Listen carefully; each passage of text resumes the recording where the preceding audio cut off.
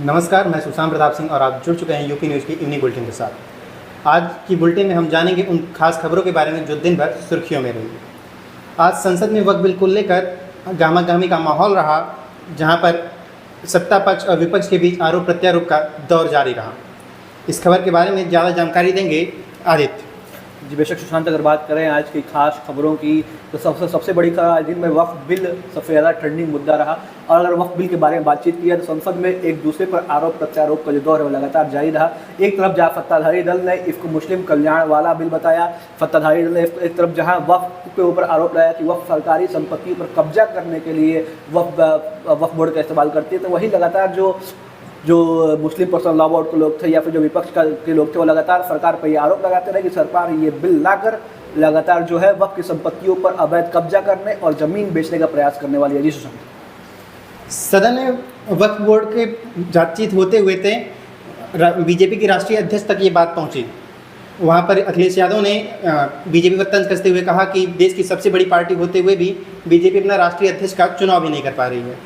इस बारे में जी बेशक सुशांत, यह भी एक खास बड़ा मुद्दा रहा कि जहां एक तरफ वक्फ संशोधन बिल जैसे महत्वपूर्ण मुद्दे पे बातचीत हो रही थी, लगातार ऐसी बातचीत चले, तो उस बीच अचानक ये जो बात है वो भारतीय जनता पार्टी के राष्ट्रीय अध्यक्ष पे पहुंच गई, जहां अखिलेश यादव ने बार बार ये कहा कि भारतीय जनता पार्टी सबसे बड़ी पार्टी बताती है, बावजूद उसके अपना राष्ट्रीय अध्यक्ष नहीं चुन पा रही है, जिस पर अखिलेश के तंज पर करारा जवाब जो है अमित शाह ने दिया।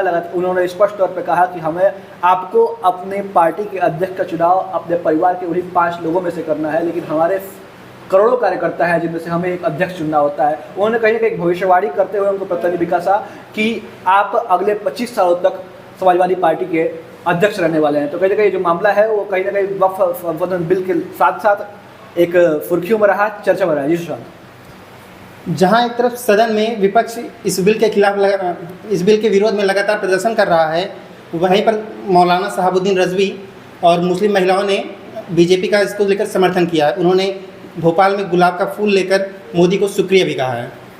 जैसे अगर बात की जाए तो भोपाल से एक रोचक तस्वीर निकल कर सामने आई, जहां उत्तर प्रदेश से पिछले दिनों लगातार प्रदर्शन हो रहे थे। ईद के मिठास वाले दिन पर भी इस चीज़ को लेकर काली पट्टी बांधकर प्रदर्शन किया गया। तो वही भोपाल से एक रोचक तस्वीर निकल कर सामने आई, जहां मुस्लिम युवाओं ने अपनी मजहबी टोपी पहनकर, महिलाओं ने बुरके पहनकर इस बिल का तहे दिल से स्वागत किया। उन्होंने स्पष्ट तौर पर प्रधानमंत्री मोदी का इस बिल को लेकर धन्यवाद किया, अपनी खुशी जाहिर की। वहाँ आतिशबाजियाँ भी की गई, उनके हाथ में गुलाब के फूल थे और तख्तियाँ थी जिन पर स्पष्ट तौर पर लिखा हुआ था कि थैंक यू मोदी जी। तो कहीं ना कहीं इसको लेकर उन्होंने शुक्रिया अदा किया, अपनी खुशी जाहिर की। तो वहीं दूसरी तरफ इस पूरे मामले पर जो कांग्रेस के विधायक थे उन्होंने इसको टारगेट किया स्पष्ट तौर पे। उन्होंने स्पष्ट तौर पर कहा कि जो महिलाएं इस तरह से उन्हें खुशी जाहिर कर रही हैं, इसका समर्थन कर रही हैं, वो पूरी तरह से स्पॉन्सर्ड है। तो कहीं ना कहीं जो कांग्रेस पार्टी के विधायक थे उन्होंने इस प्रकार से उनके ऊपर आरोप लगा करके कहीं ना कहीं जनता को नाराज़ कह सकते हैं करने का प्रयास किया है। हो सकता है कि उनका स्टैंड उनके लिए भविष्य में भारी न पड़ जाए। जी सुशांत। जी